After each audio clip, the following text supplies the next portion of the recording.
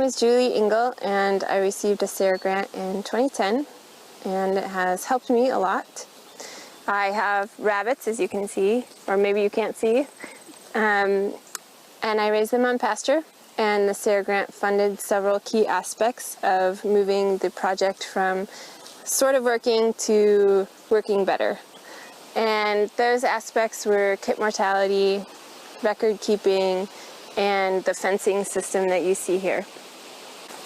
As part of the SARE grant, I received funding to buy a computer program and install it on my computer, and that has helped greatly to keep track of genetics, and then also keeping track of how many are born and where they are and how old they are, and who has good mothering skills and who I should keep. And so I've been able to effectively keep track of that data and use it to breed the does that are the most effective mothers and to put down those that are not. And so I went from about 17 does at the time of the grant, and now I have 53. And not all of them are reliable, but again, I use that computer program to look at the information that I'm gathering and see if the doe meets the criteria that I've set forth, and then using that information is whether or not she stays in the breeding cycle or not.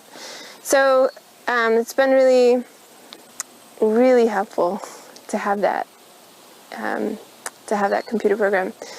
Another aspect of the SARE grant focused on the fencing, and this type of physical barrier fence is what I developed. I used to use electric fencing. I used an Electronet from Premier One that was meant for poultry, and I had about a 23% escape loss. And I built this physical barrier fence, and I went from a 23% escape loss down to 0. So even though sometimes rabbits make it out periodically, I have always found them and put them back in. And so it's been a really effective way to control where the rabbits are, which of course then has a great impact on the landscape because I'm controlling how much and how aggressively they graze in a certain area. So the rabbits are entirely dependent upon the forage for their nutrition. I don't supplement with pellets or any other type of off-farm feed in the summer. And so having this fence and having them stay where they're supposed to stay allows me to be able to have that control over the pasture and then also over their nutrition. So this fence is a hog panel. Hog panels that are 16 feet long. I cut them in half so they're 8 feet long, and there's chicken wire on the bottom, 24 inches, and then I sewed a skirt at the bottom, and that takes away the visual cue for the rabbits to dig here, because if they see light under the bottom of the livestock panel, or the hog panel I should say, then they tend to gravitate to that section and dig under at that point, and then they can get out. But the skirt is a pretty effective barrier. It stays on the outside of the fence, and I kick it up towards the hog panel, and it keeps the rabbits from digging under the fence. They're allowed to dig in the middle of the pen, but they don't dig out. Rabbits have a great potential. They are herbivores, but they also have top and bottom teeth, unlike a ruminant. And so they're very effective at grazing things and taking forage down to the ground. And I think they can be used, as you can see here, this pasture is somewhat scrubland. I think they can be used very effectively to renovate areas, as long as they're controlled effectively and in combination probably with other mechanical types of mowing and other types of things to keep the thistle down. They are the most effective and efficient converters of forage into meat, and they're small, and I think it's really a nice supplement to operations that already have diversified grazing going on. They eat different types of plants in a different way, and they can layer out or fill out the layers of a diversified grazing operation. So I feel like it's just kind of a win-win-win situation. They're also really healthy. Rabbits like this, grazed like this, have virtually no fat and virtually no cholesterol, so it's really heart-healthy meat.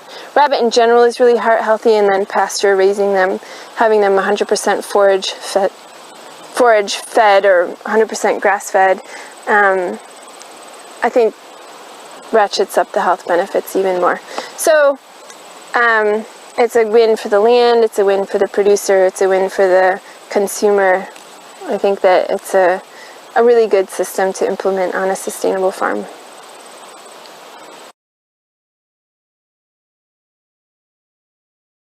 Alright, so we are about to move the rabbits from the section that they are currently grazing to the section that they will be grazing. They've been in this section for about 32 hours, and they will move into this section, and I expect them to take about, I don't know, anywhere from 30 to 36 hours to completely graze this down to look like what it is here. And so in order to do this, I have a modular system. Each panel is 8 feet long. So I have 3 panels heading south, and I have 5 panels heading east. And then I don't have any 3 panels on that eastern arm, and so I'm going to pick up these 3 panels and move them into those western arm. And the reason I'm picking up this panel here is because the rabbits will be attracted and come and graze right here. And usually as soon as they shove their face in some forage, they will not be that interested in traveling that far. But should they be curious, they usually go in a straight line, and so they're going to hit that fence and not escape while I'm setting up the western arm. Usually it takes them a while to figure out that that western edge is open. Hi kiddos, you know you're gonna move, don't you? And so I have enough time, because I'm taking it from the northwestern corner and moving it to the southeastern corner. I have enough time in that space. So let's see if it works. We'll see if I prove myself right. And if the rabbits cooperate, which you never really know with these mysterious little creatures. Okay, kiddos, come on, you guys. Come on, you guys. Come on, you guys. So it doesn't look like there's 180 rabbits in here, but as they all start swarming across,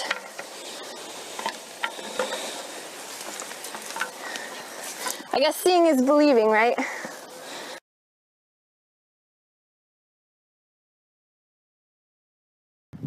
So here is the chicken coop that I'm working on, and this is the roosting area.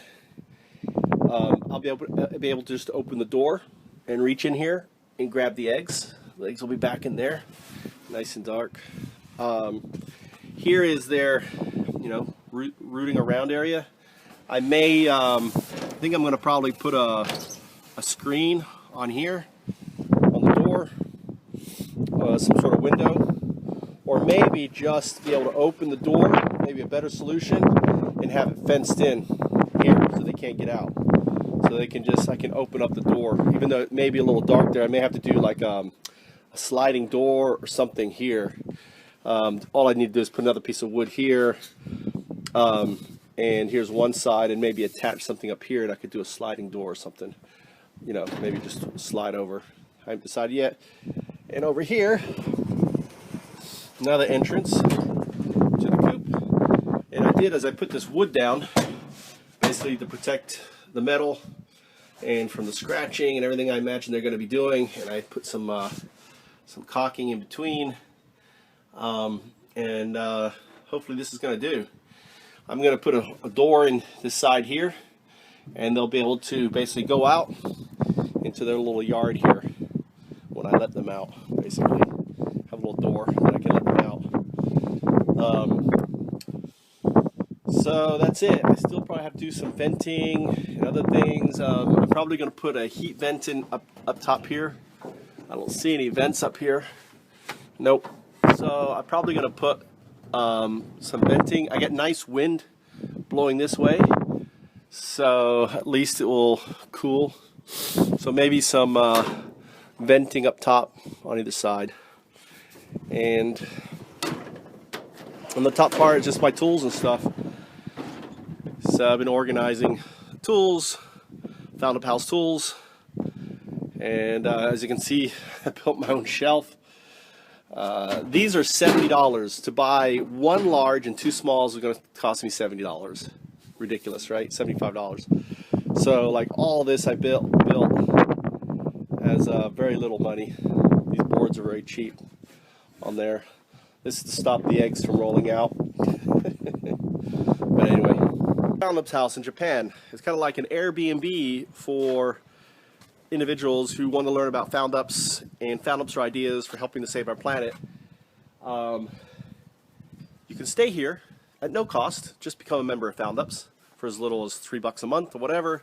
When you come here, you can stay here, not indefinitely, for a week or 2 weeks or whatever, and help out. Our expectation is to help out 3 hours a day doing Found Up stuff. You may help out, you know, doing projects. We got other projects along the river and stuff that I'm working on.